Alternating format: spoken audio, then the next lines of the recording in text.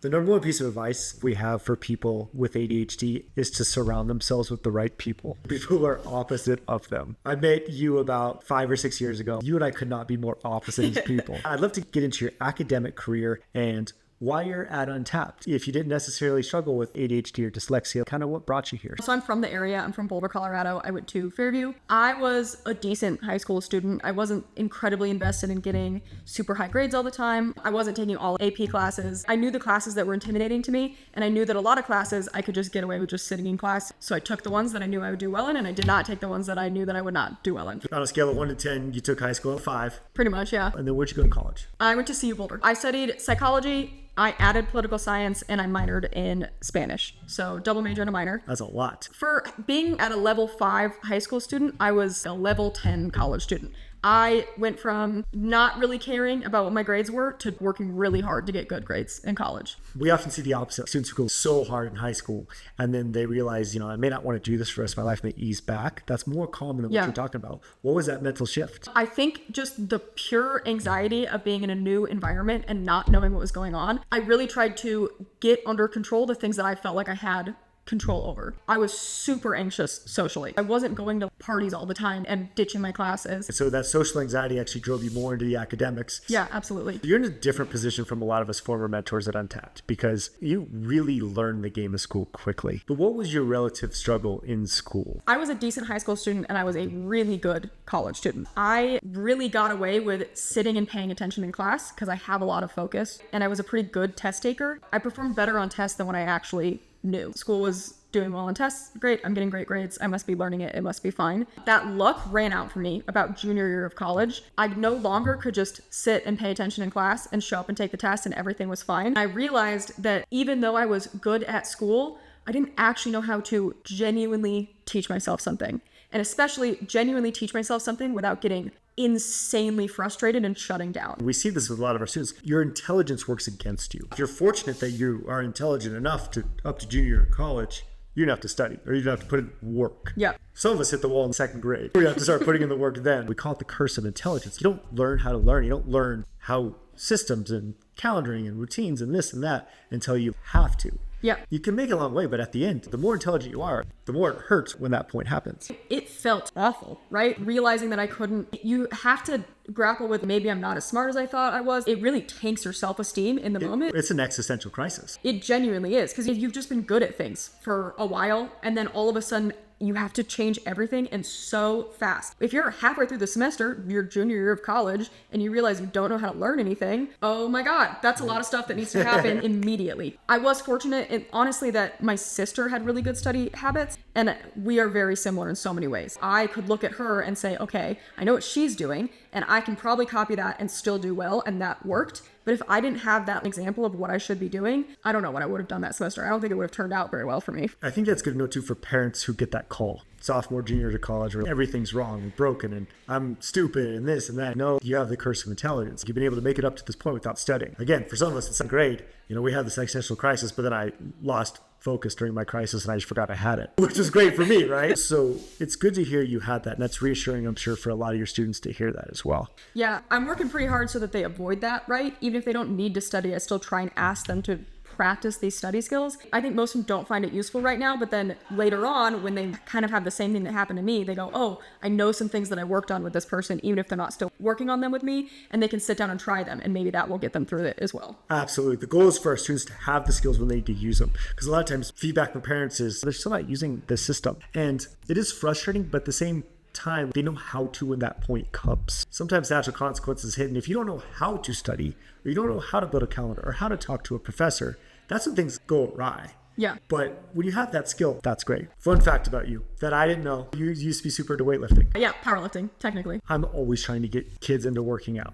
Doesn't matter what type of working out. What did powerlifting do for you? It was another thing that I knew was fully in my control. I recognized that I wanted to be fit, honestly, just to fight the anxiety of going to the new place. Yeah. If I could get up, get to the gym, get my exercise in, I was calm in class, I could focus better in class, My anxiety was down for the day. And then if something social came up in the afternoon, I could go do that without feeling guilty. And I'd already done something to reduce my anxiety for the day. So those social things were a little bit easier for me to tackle. It was the one thing that could set my day right. If I could get myself up and be disciplined about that, everything else in my day went well. It is that lead domino. It's that one routine that just makes so much of your day easier. I have this theory that getting in shape is the ultimate executive function exercise. It's breaking down a big goal into small, manageable steps and being disciplined day by day by day. If you can do that, you can do almost anything. Yeah, you're forced into working through the process instead of just trying to jump to that end goal and cheat it. What drove you initially towards education? I wanted to be in academia, which is not quite the same thing as education. When I had my crisis senior year, I applied to teach English abroad in Spain. That was my introduction into education,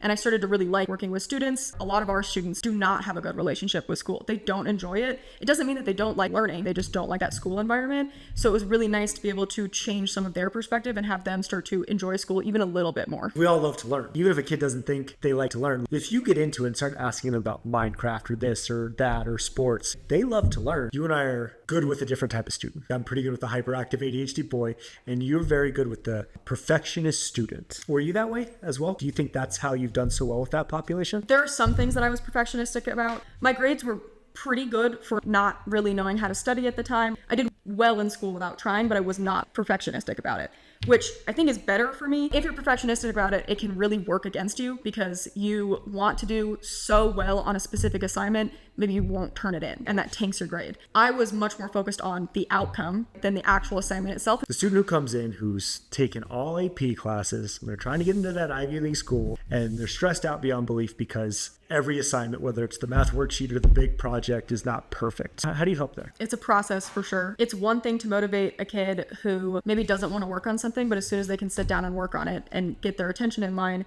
they can get it done and directly improve their grade. It's another thing to work with a student who is so invested that it becomes a problem. They'll work on something for hours and hours and not turn it in, so their grades are terrible, but the work that they're doing is perfect, right? Or close to perfect. They just won't, that outcome isn't quite working out for them because they're so afraid that they haven't lived up to what they view as their teacher standards, their parent standards, their own standards, that they just can't get past that sometimes. Two things that I do. One of them is trying to make it really clear to students what is a 5-minute assignment and what is something that you should be passionate about and pour a ton of time into. Because it's really hard to distinguish the difference if you want everything to be perfect. I do not want you to spend 5 hours on what is supposed to be a 10-minute assignment and that every student is spending 10 minutes on. If you're gonna write a 10-page essay, then yeah, maybe we are gonna spend a lot of time on it. We'll put some boundaries on that. It'll be okay. Working up from there, basically the opposite of what you would do with your hyperactive boys, putting a minimum amount of work they need to do to start boosting their grades, putting a maximum, right? Putting a lot of limits on their homework routine. You can only work on this thing for an hour and then you have to move on. You have to take breaks after this type of thing.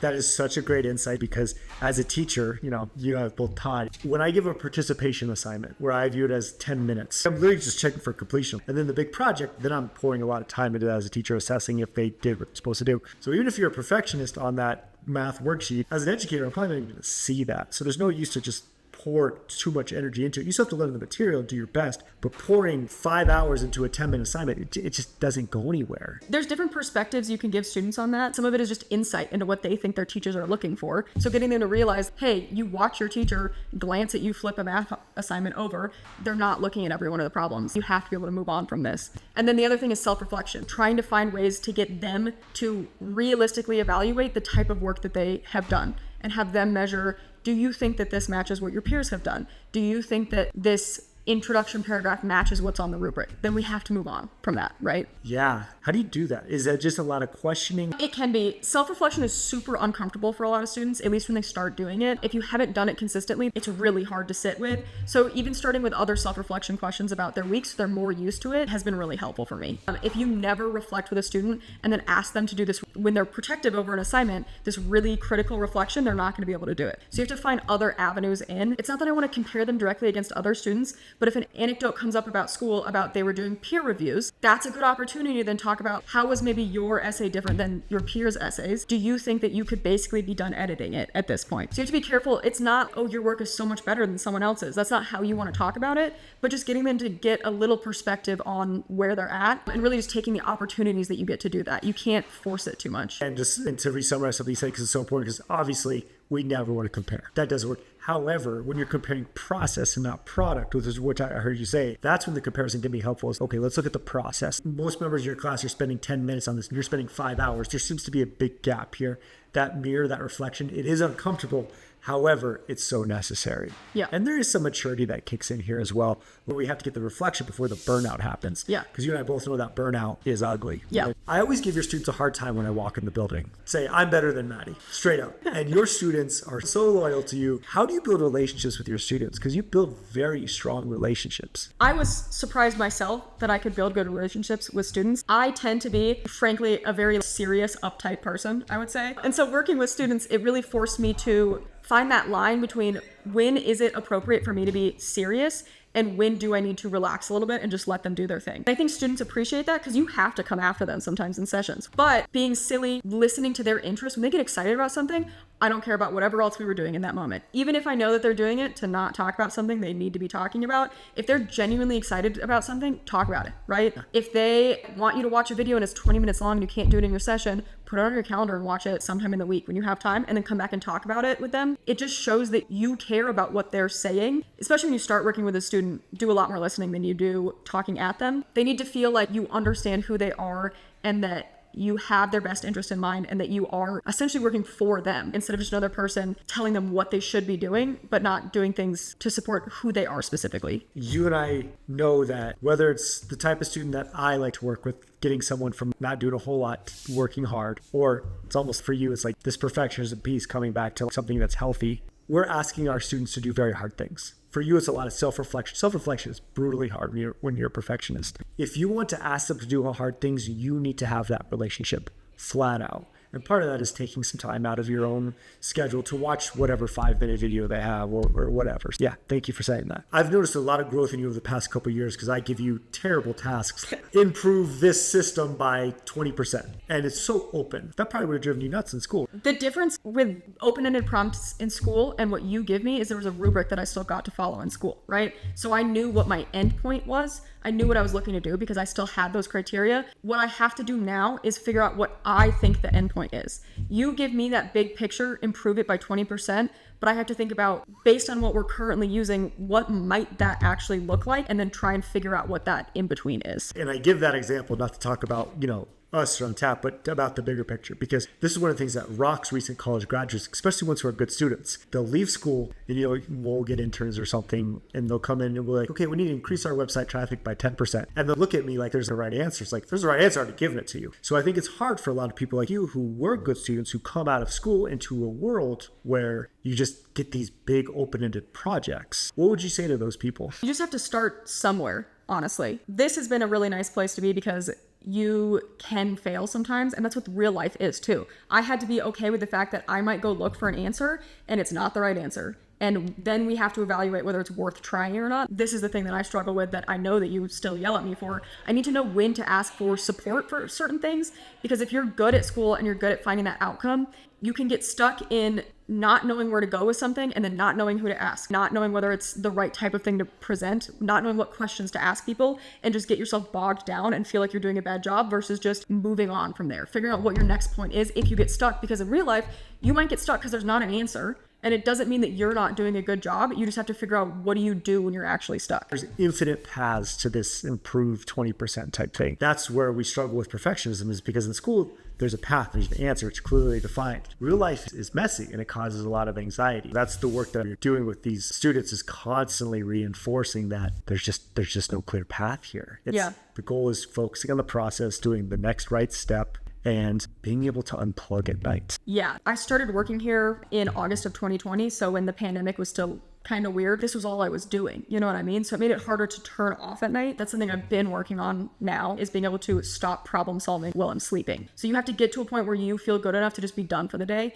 And being done for the day, especially if you want to have a good answer and have a right answer, and if you're working on a project that takes weeks, is really challenging, finding that endpoint, right? It's very anxiety producing. Last question I have for you, being super concrete, because we're concrete people, how do you turn off the we'll call it perfectionism for now. You have a very high standard for yourself. How do you turn off after a long day? I try and do a similar set of things every night. I got a dog who I love talking about, but I always go spend time with her because it's so much easier for me to be in the moment. If she's playing with me, I'm not going to just sit and be on my phone. Find something that just gets you fully in the moment, and then have your routine at night. Make dinner, take a shower, take a bath, go read, be done for the day. And have a set of things you might like to do. It's not going to be the exact same every night, but the things that you know calm you down. The thing that I still struggle with is when it's really, really stressful, it's really easy to sink into just sitting on my phone forever. I know that that doesn't work and I feel it in the moment. So finding a way to break out of that habit to get into doing the things that you think are fun is really helpful. I know that reading calms me down, turns off my brain. If I'm super stressed, I cannot just sit on a couch and read because I am just going to pull out my phone. But if I go take a bath, take a nice luxurious bubble bath and read, I am going to sit and read because I'm not going to sit on my phone in the tub. So just ways that you can structure your life to force yourself into doing those things that you know are good for you. I like that. It's like the perfectionism with the self-care. Yeah. I love that. Cool. Well, Maddie, thank you so much for making the time. Thank you so much.